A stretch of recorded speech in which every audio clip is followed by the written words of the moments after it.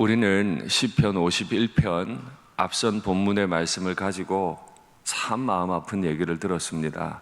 그러나 그 아픈 얘기를 듣는 것은 우리에게 정말 큰 즐거움이 있기를 사모하기 때문입니다.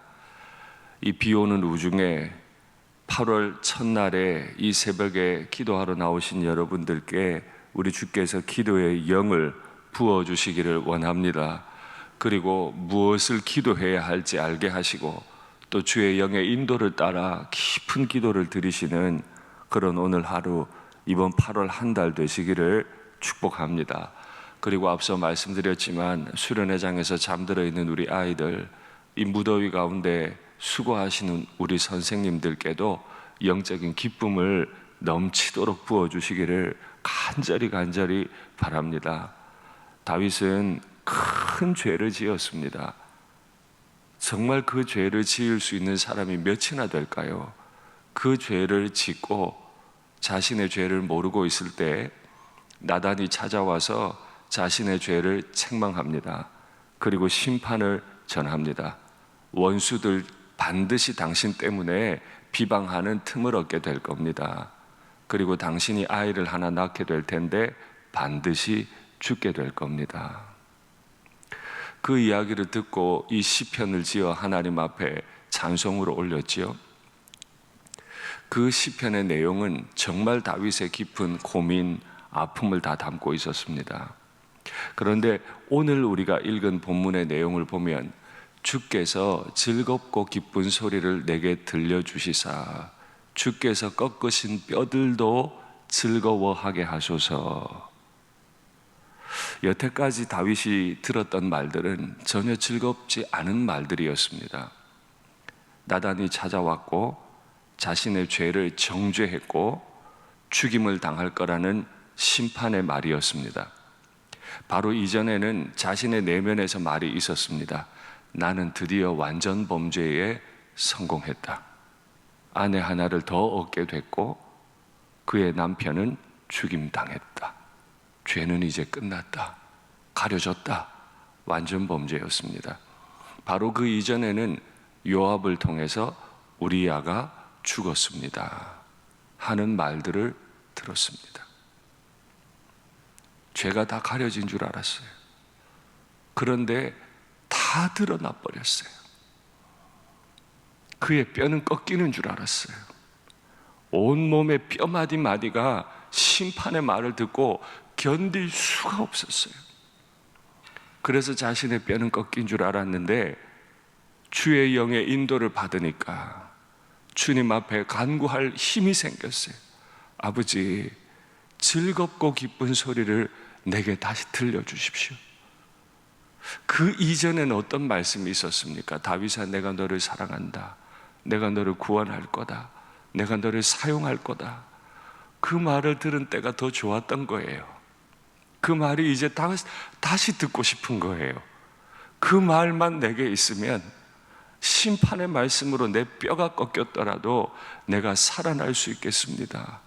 하나님, 그 즐거웠던 말씀을 이제 다시 들려주십시오. 그러면 내가 다시 살겠습니다. 주의 얼굴을 내 죄악에서 돌이키십시오. 내 죄악을 지워주십시오. 앞선 1절에서 7절 말씀 보면 죄악을 지워달라고, 씻어달라고, 제해달라고 반복해서 말하는 말씀인데 오늘 다시 말합니다. 주의 얼굴이 나를 향하는 게 좋았거든요. 그런데 이 주의 얼굴이 나를 향하는 게 이제 부담스러워요. 우리도 교제하다 보면 그 사람이 나와 교제하는 게 즐거웠어요. 교회에서 얼굴 보면 너무 반갑고 좋았어요. 그런데 어느 날 그 얼굴을 보는 게 싫어져요. 왜 그렇죠? 그가 싫어하는 일을 내가 했어요. 그가 싫어하는 행동을, 생각을 내가 지금 하고 있어요. 관계가 깨졌어요. 하나님이 싫어하시는 마음을 내가 가지고 있고 하나님이 싫어하시는 행동을 내가 했으니까 하나님이 날 쳐다보시는 게 싫어요. 하나님 앞에서 내가 너무 부끄러워서 얼굴을 돌이켜 달래요. 제가 지난번 앞서서도 말씀을 드렸습니다만 이스라엘 백성들은 주님 앞에 모이고 돌아갈 때 반드시 대제사장의 축복을 받게 되어 있습니다. 대제사장의 축복은 주의 얼굴을 내게 비추시고 주의 얼굴을 내게로 향하여 드사 평강 주시기 원하노라. 예배의 클라이막스 때 대제사장을 통해 선포되는 말씀은 주의 얼굴이 내 앞에 있다는 거예요. 주의 얼굴이 내 앞에 있을 때 내 인생엔 평강이 넘친다는 거예요. 그걸 믿고 예배의 자리에서 내려갔는데 하나님과 나 사이에 죄가 가로막으면 얼굴을 돌이키세요. 얼굴을 돌이켜 달라고 외칠 수밖에 없어요. 죄가 너무 부끄러워서. 그래서 다윗은 하나님이여 라고 부른 이후에 10절, 11절, 12절에서 세 번의 대꾸의 말씀을 통해서 자신의 이 괴로운 심정 가운데서 간구를 시작합니다. 하나님이여, 내 안에 정한 마음을 창조하시고 내 안에 정직한 영을 새롭게 하소서.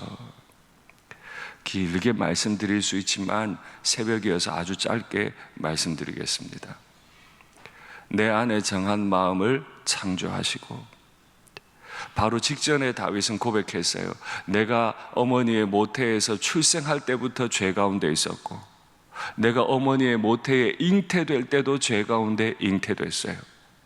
죄를 짓고 심판을 받아보니 이게 문제가 보통 문제가 아니구나. 내가 잠깐 넘어진 정도가 아니구나. 나는 출생 자체가 죄악의 출생이야. 난 출신 성분이 너무 안 좋아. 죄를 지을 수밖에 없어. 하나님을 탓하고 어머니를 탓하는 게 아니라 자기의 온몸의 세포가 죄로 물들었다는 거예요. 한 번, 두 번 그냥 회개기도 한다고 되는 게 아니라는 거예요. 완전히 다시 창조되어야 될 지경이에요, 지금. 그런데 저는 이 다윗이 너무 좋아요. 하나님을 얼마나 사모했으면, 자신의 죄를 얼마나 똑바로 알았으면 어떻게 나를 다시 창조해달라는 말을 하는지.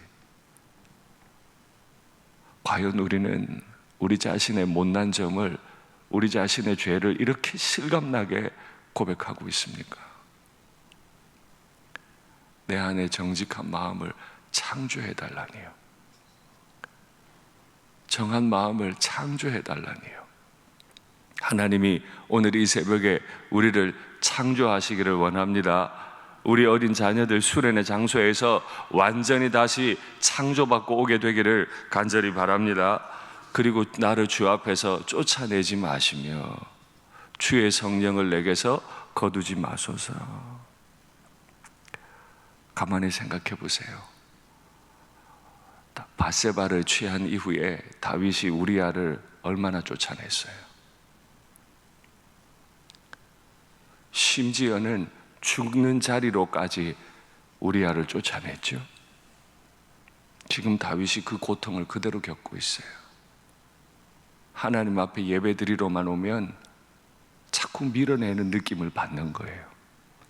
마음의 죄를 품고 안식일 제사를 드리고 마음의 죄를 품고 월삭 제사를 드릴 때마다 하나님이 자꾸 밀어내는 듯한 느낌을 받는 거예요. 아, 내가 우리아에게 지은 죄가 이거였구나. 성도가 당할 수 있는 가장 큰 고통은 경제적인 어려움이 아닙니다. 질병으로 심판을 받는 게 아닙니다. 아무리 하나님을 불러도 하나님이 내게 말하시지 않는 겁니다. 정말 돈 때문에 어렵고 건강 때문에 어려워도 하나님의 이름 부를 때 내가 네 기도 듣고 있어. 내 기도가 하늘로 올라가는 게 느껴지면 견딜 수 있잖아요. 다 가진 것 같은데, 아내도 여럿이나 가졌는데, 왕위를 가졌는데, 왕복을 가졌는데 하나님을 가지지 못했어. 이것만큼 비참한 성도가 또 있습니까? 그래서 다윗은 쫓아내지 말라고, 거두지 말아 달라고, 하나님이 내게 계셔서 너무 좋았다고 과거를 회상하죠. 자원하는 심령을 주사 나를 붙드소서. 아무도 골리앗 앞에 서려 하지 않을 때 다윗은 하나님의 이름이 모욕당하는 걸 보고 자원함으로 골리앗 앞에 섰습니다. 남들이 사울을 죽일 좋은 기회가 왔다고 했을 때 다윗은 자원함으로 사울을 죽이지 않았습니다. 하나님의 영에 감동되어 있을 때 그는 늘 자원하는 마음으로 하나님께 붙들려 있는 사람이었습니다. 그런데 죄가 그의 영혼에 들어오니까 하나님을 향한 즐거운 자원함이 사라져요. 그래도 감사한 건 나단을 통해 자신의 현 주소를 알게 됐다는 거예요. 오늘 이 새벽에 하나님이 우리에게 주시면 참 좋은 복은 지금 내가 어디에 서 있나 이걸 발견하는 겁니다. 이 우중에도, 이 무더위에도, 이 코로나에도 예배드리러 왔으니, 새벽에도 왔으니 나는 참 괜찮은 사람이야. 제가 볼 땐 여러 성도님들은 참 괜찮은 분들이십니다. 그러나 하나님이 볼 때도 그런지는 여러분이 그리고 제가 하나님 앞에 물어봐야 알 일입니다.